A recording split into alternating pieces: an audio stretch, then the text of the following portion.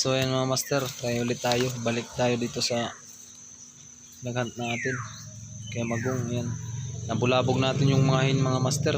Dalawang hin yung lumipad dito lang sa taas natin.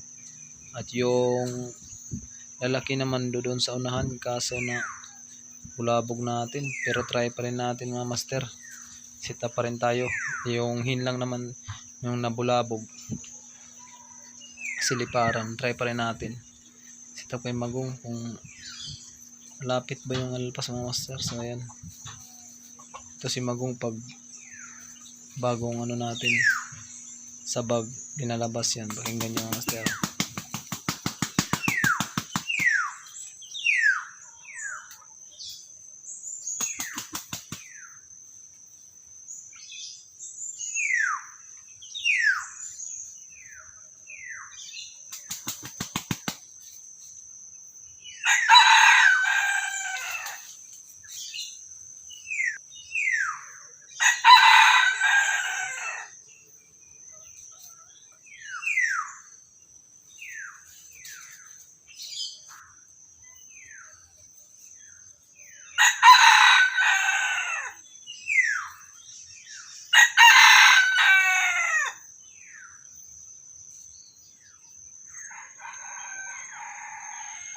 So ayan master, sumagot yung alpas.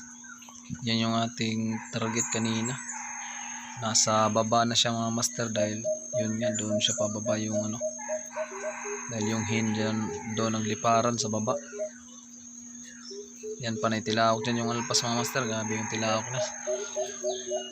Sobrang tanda yung tilawak niya. Iwan ko kung ano na ba yung tahid nito. Panay tilawak.